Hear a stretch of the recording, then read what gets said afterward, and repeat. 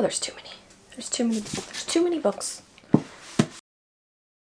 Hi guys, welcome back to my channel. My name is Taylor and today I have a book haul for you guys. Now these are some books that I've been collecting over the past few months. In no way or by any means did I just recently purchase all of these books. Go you if you can do that. I do not have that kind of money. So these have just been building up and building up over the past few months and I just haven't had time to haul them. Honestly, it's been so long since I've done a book haul that a couple of these I may have already mentioned and I just can't remember, so I apologize. Before we get into the books that I already have over here off to the side, today I actually went to my local bookstore. It's this really cute, really small bookshop. They sell other things too, like different stationery gifts, local pottery stuff, all of that kind of cute stuff. And I went and picked up a book, and it's a big book. And I have been very excited to get this book for a while now. And I love that little store, and I love independent bookstores, so I want to support them as much as I can. I know they're a little bit pricier than online bookstores like the one that we don't talk about, but I really want this little local shop to be around as long as possible because this is definitely what my community needs. And I just love their little ribbon on the bag. It's so cute. And you can actually shop their online store and support a local bookstore through their website, which I'll have to link that down below for you guys. But I got, look at it, a little peek. This wrapping paper's cute too. I'll probably use that in my journal. I got A Day of Fallen Night by Samantha Shannon. This is the prequel to this massive boy, The Priory of the Orange Tree. Now, I actually haven't finished this book. I have started it several times, and I've never been able to get through it because I was just trying to read too many large fantasies at one time. So what I think I might do, I might read this one first, to be honest, A Day of Fallen Night, and then pick up Priory of the Orange Tree. I'm really getting into like my fantasy mood right now. So I think it might be a good idea to go ahead and start these. Oh, my poor hardback copy's all beat up for moving. But they're so pretty. These covers that she has are just absolutely stunning. I love the designs. So I might start this soon if I can find the audiobook, because there's no way. There's no way I'm reading these without an audiobook as well. They're too massive for that. So if I can get the audiobook, I might start this here soon, just because I'm really in the mood for like some good high fantasy, especially if there's dragons. But now that I've said that I'm going to get to that book soon, now it's probably not going to happen because my ADHD is going to be like, ha, just kidding, you're not in the mood for that anymore. First up, I'm just going to mention this book because I've already read a couple of these, which is shocking for a book haul for me. First, I have Earthlings by Sayaka Moyurata, and I read this and talked about it in a reading vlog that I did recently, so I will link that in this video so that you can check that out if you want. But basically, this follows our main character, Natsuki, and she has always felt kind of like an outsider in her life, and she stumbles across this stuffed animal hedgehog. His name is Piyut, and he is from a different planet, and she believes that he grants him like these special powers. And her cousin, Yu, he is also from the same planet that Piyut is from, and they're talking about how different they are from the human race and trying to get back to this planet. I am not even going to try and say the name of the planet because it's a lot. This book is much more than you think it is, though. I did not know going into this how graphic and disturbing this book was going to be. I mean, you look at the cover and you're like, that's kind of cute. Nope. No, this is, I forget what this is actually called, but like punk fiction or something? That doesn't sound right. I'm not sure, but this book can be brutal. There are trigger warnings in here for abuse, mental, emotional, sexual abuse of a minor. There's some gore in it. It's pretty heavy for such a small book. So definitely look up the trigger warnings if that is something that you generally do before reading this, because there is a lot of content in here that some people might be uncomfortable with. Next, I have Notes on an Execution by Dania Kafka. I read this recently-ish and I did not like it. I didn't like it really at all. A lot of people love this book. I am in the minority of that. I found it extremely boring. So if you've ever felt interested in picking up this book, maybe still give it a shot. Just because I didn't like it doesn't mean you won't, because many, many people love this book. I just thought it was agonizingly boring. This story is about a serial killer and his last day on death row before he is executed, and then his victims' families leading up to him being caught and after his execution. It sounds good, right? It sounds like, oh, that would be an interesting thing to read about. No, it was slow. The writing style for me was very boring. I felt like there was so much being told to you, not a whole lot shown in certain parts, and I just didn't feel connected to any of these characters. Definitely not the serial killer, obviously, or that would be like probably not a good thing. I just didn't find it as interesting as I thought I would. This just wasn't for me.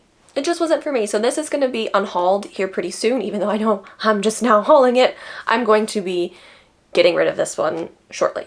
Next, I have A Lady for a Duke by Alexis Hall. This I picked up completely on a whim, and I'm very excited that I did, because this is actually a trans historical romance. I believe our main character, Viola, here is transgender, and I've never read a trans historical romance before at all, ever.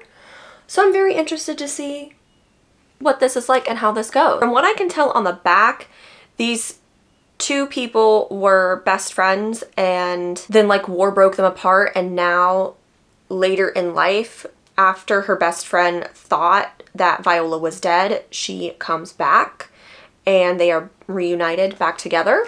I don't know when I'm going to get to this. I'm not really in the mood for a romance right now, but when I do, this might be one of the ones I pick up first. And then I have Finley Donovan is Killing It by Ellie Cosimano? Everyone pretty much already knows what this book is about. I don't really read cozy mysteries all that much, if at all. I picked it up though because of Olivia from Olivia Reads a Latte. She's one of my all-time favorite booktubers. I know I've mentioned her before, but she really loves this series, and she's been talking about it recently because I guess one of the newest books in the series came out.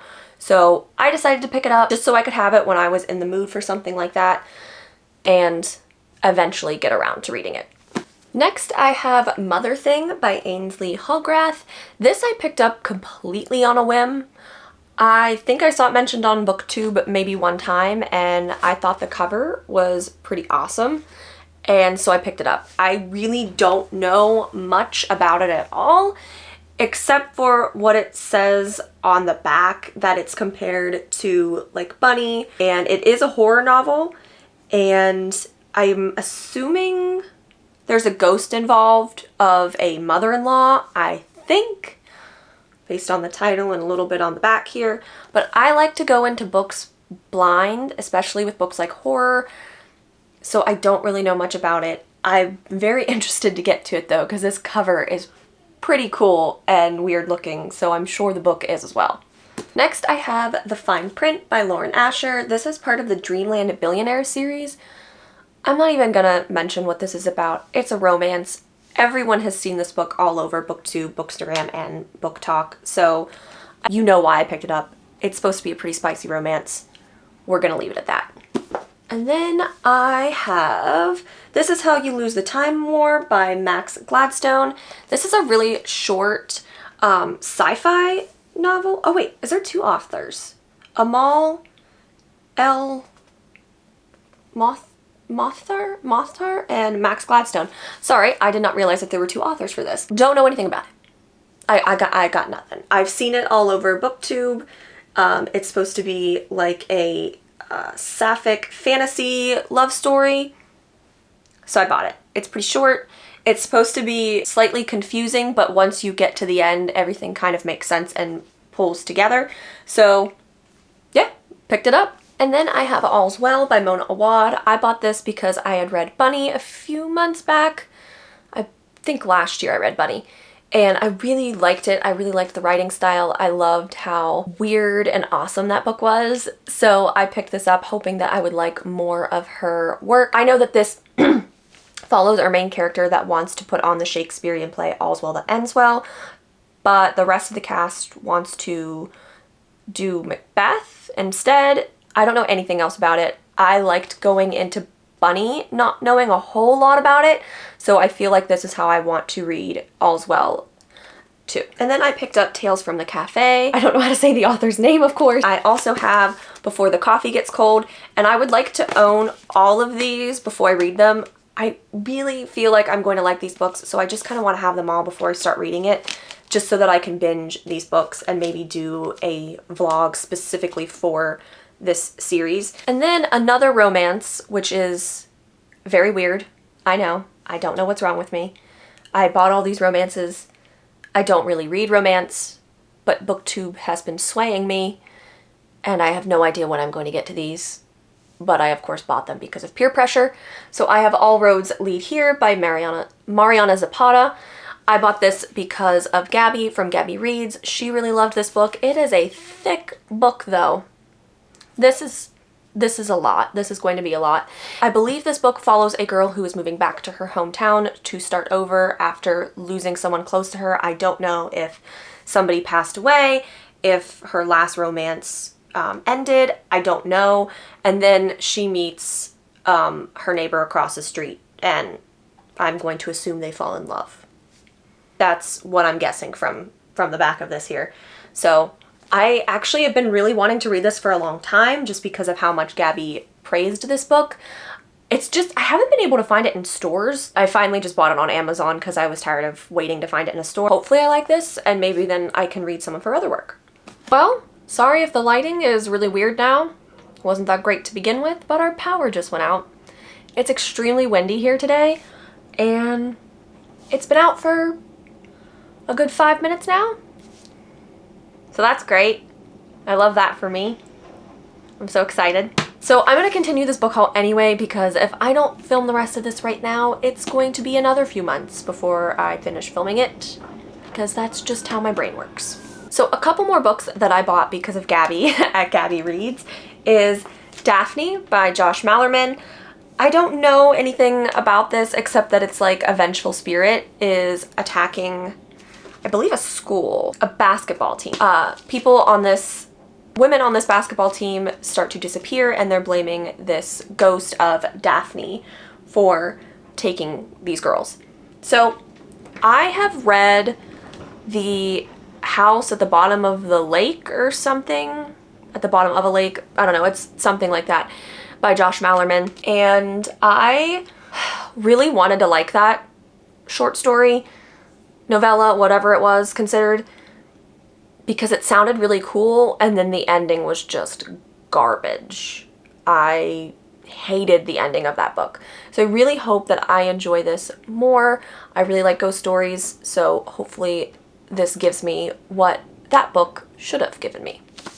And then I got The Troop by Nick Cutter. This is one of Gabby's all-time favorite books, so I'm very excited to get to this. It's supposed to be very scary. This is about a troop of Boy Scouts that are camping out in the woods, and then a monster, I'm assuming, comes and starts attacking their campsite, and it is their struggle to survive. I have never read anything by Nick Cutter, but Stephen King has a blurb on the front that said, "The troop scared the hell out of me and I couldn't put it down." This is old school horror at its best. And I hope that is true. I hope this scares me. I hope this is very good, and I'm super excited to read it. And then I have a Dowry of Blood by S.T. Gibson. This book follows the wives of Count Dracula, and I believe them finding out who he is. I'm not sure. I love a good vampire book. I've never read anything following the lives of the wives of Dracula, so I'm pretty excited to get to this.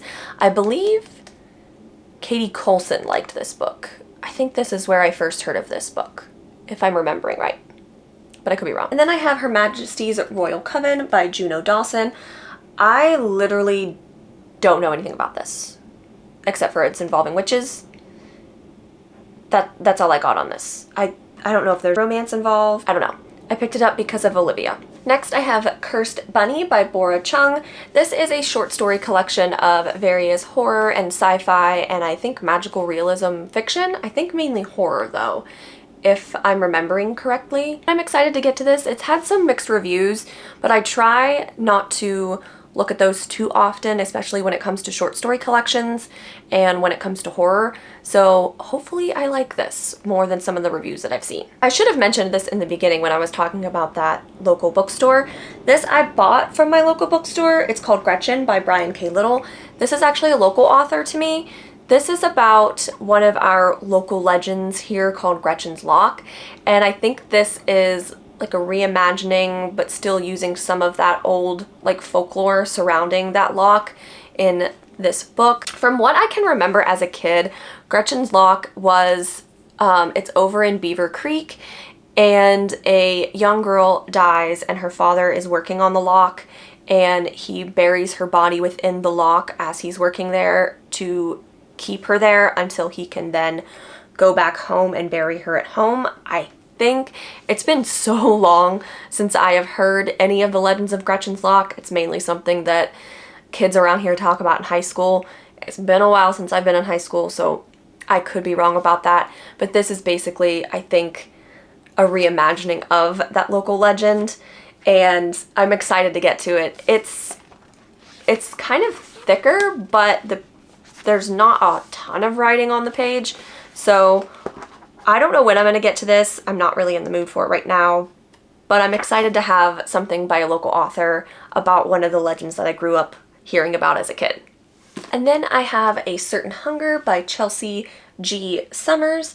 I bought this because, one, the cover, and I've been seeing it frequently on Bookstagram, and it is following a woman who is a professional chef, but she also has a taste for humans. So this follows her life as she is, I believe it starts when she's growing up, and then now as she is a cannibal. And I'm so excited to read this. The cover is absolutely stunning and creepy, and I love it.